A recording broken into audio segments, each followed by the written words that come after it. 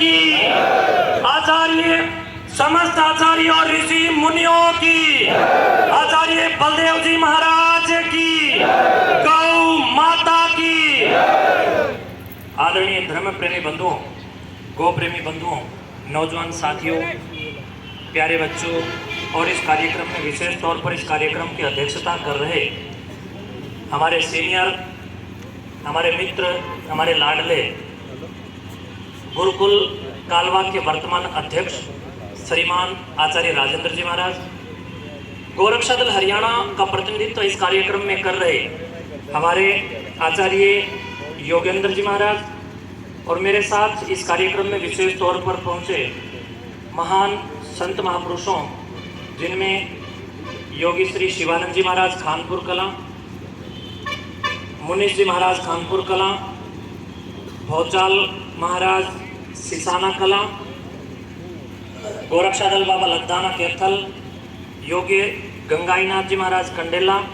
योगी चमकाईनाथ जी महाराज बड़ौदा, योगी कमलनाथ जी जींद, मुकेश गिरी जी महाराज पोखरी खेड़ी एवं आप सभी यहाँ पर हरियाणा प्रांत के कोने कोने से पहुँचे तमाम पंचायतों के प्रतिनिधिमंडल एवं गांव कंडेला के हमारे अपने, मैं जब छोटा सा बच्चा था तो ये मेरे पड़ोसी हुआ करते थे, श्रीमान धर्मपाल रेड्डू जी एवं जाट संस्थान के प्रिंसिपल श्रीमान पवन कुमार रेड्डू जी और सभी गौ भक्तों, आप सभी के बीच में आज हम सब लोग जिस कार्यक्रम की एक विशेष संगोष्ठी के माध्यम से अपनी आवाज़ और अपने ललकार को, अपनी पुकार और अपने चित्कार को, और पिछले दिनों जो राजस्थान से लेकर के हरियाणा तक जिन गो हत्यारों को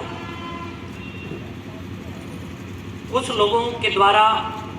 वहां से उठा करके हरियाणा प्रांत में ला करके भिवानी के अंतर्गत किसी क्षेत्र में जिंदा जलाने का जो एक कार्य किया गया, इस कार्य की भर्त्सना करते हुए आपको कहना चाहूँगा कि हम सब में वास्तव में बहुत सारी कमियां आ गई हैं। आर्य समाजियों से मैं विशेष तौर पर कहना चाहूँगा कि वास्तव में हम सब में ये कमियां आ गई, वरना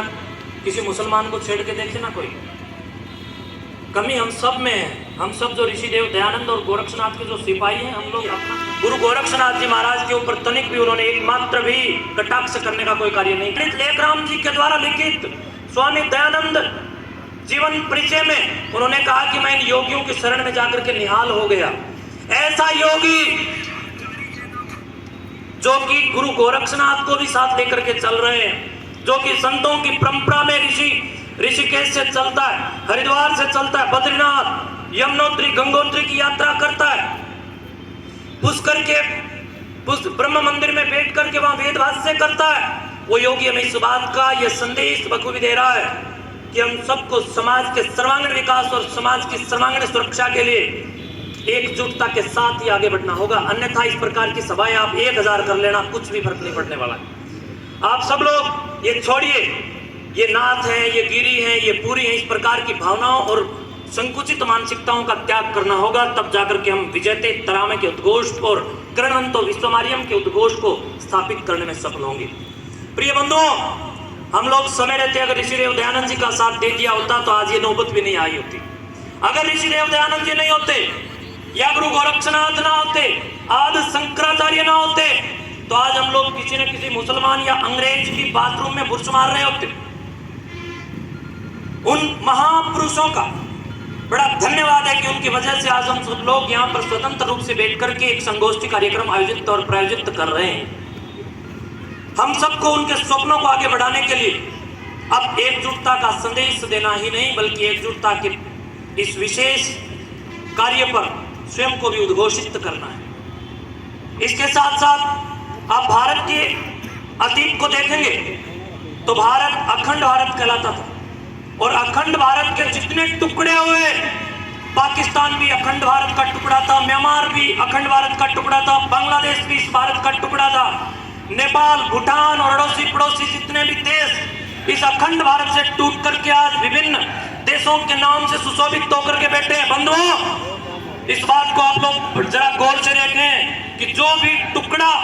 भारत से कटा और कट करके देश बना, तो वो जब बना जब वहां से संस्कृति लुप्त हुई।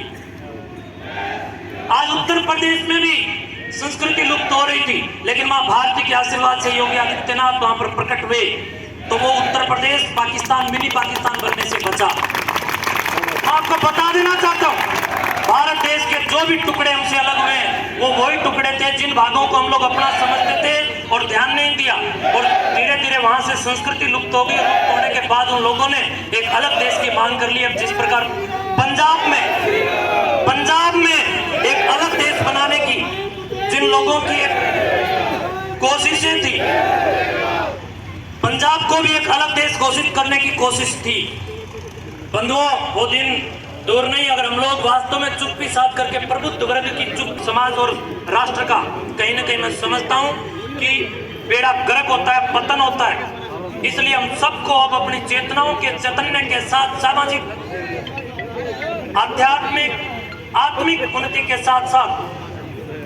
मिलकर के सामाजिक कुरीतियों के विरुद्ध और इस प्रकार जो दिन प्रतिदिन अपनी संख्या बढ़ा करके हमारे सनातन पर्वों, सनातन संस्कृति और सनातन धर्म के विरुद्ध एक बहुत बड़ा बोलबाला खड़ा कर रहे हैं। और इस प्रकार के बोलबाले के माध्यम से वो लोग इस देश के अंदर नीचे नीचे पाकिस्तान का ध्वज लहराने का जो कुंठित प्रयास कर रहे हैं, उन लोगों को मुंह